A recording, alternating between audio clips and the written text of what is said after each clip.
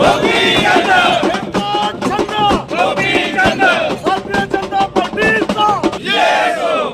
जनता पार्टीचा आज अर्ज भरण्याच्या शेवटच्या दिवशी भारतीय जनता पार्टीच्या वतीनं बनाळी जिल्हा परिषद मतदारसंघातून मी माझी उमेदवारी दाखल केली आहे आणि बनाळी पंचायत समिती आणि एव्ही पंचायत समितीमधील मिलिंद पाटील आणि विजय रुपे यांची देखील आज अर्ज भरण्यात झालेला आहे। बऱ्याच दिवसापासून चर्चेत असलेल्या आमच्या जिल्हा परिषद मतदारसंघाबाबत बऱ्याच गोष्टी प्रलंबित होत्या, त्या आज सगळ्या स्पष्ट झालेल्या आहेत। आज बहुतांशी आमच्या गटातील सर्वच लोकांनी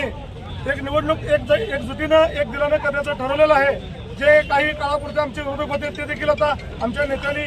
डॉक्टर अली साहेबांनी आमचे आमदार पडळकर साहेबांनी एकत्रित सगळ्यांना बसून आमचा जिल्हा परिषद मतदारसंघ कसा पॉवरफुल आणि तिन्हीच्या तिन्ही सीटा कशा पूर्ण ताकदीनं निवडून आणता येतील अशा पद्धतीने नियोजन केलेलं आहे आणि 100% आमचे 3 उमेदवार भारतीय जनता पार्टीचे तिन्हीचे तिन्ही उमेदवार विजयी होऊन जिल्हा परिषदमध्ये आणि पंचायत समितीमध्ये जातील याबद्दल आम्हाला कुठलीही साशंकता नाही। कारण आमचे नेते माननीय गोपीचंदजी पडळकर साहेब, माननीय रवींद्रजी आघले साहेब आणि राज्यामध्ये देवेंद्रजी आणि केंद्रामध्ये नरेंद्रजी मोदी साहेब यांच्या माध्यमातून जे कामाचा जो पसारा जत तालुक्यामध्ये केलेला आहे, गेल्या वर्षभरामध्ये अतिशय चांगल्या रीतीने काम केलेलं आहे। त्याची पोच पाठिंबा निश्चितपणे जनता आम्हाला विजयाची भेट आम्हाला देणार आहे। आता आम्ही तिघजण उभा राहिलेलो आहे आणि आमच्या पाठीमागे 100% गोपीचंद पडळकर साहेबांची गेल्या वर्षभरामध्ये विधानसभेच्या माध्यमातून आणि विधान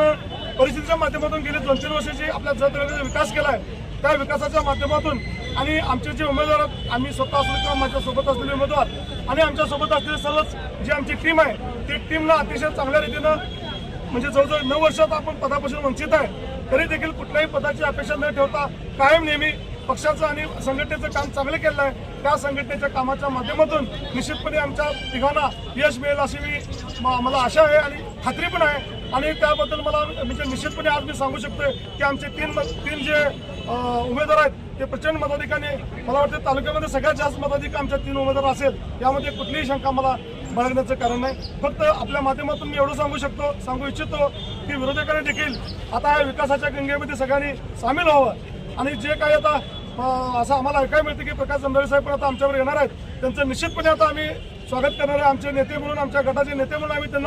आम्ही एक मान देणार आहे, किंमत देणार आहे। ह्याच्यापुढे प्रकाश जंजाळे आणि सुनील पवार असा गट वेगळा न करता गोपीचंद पडळकरांचा गट म्हणून आम्ही दोघं राबणार आहे आणि आम्ही दोघं त्या जिल्हा परिषद मतदारसंघासाठी साहेबांनी जी गोपीचंद पडळकर साहेबांनी जे टार्गेट ठेवले, आम्हाला फक्त जबाबदारी एका गटाची दिल्या, हे गट आम्ही 100%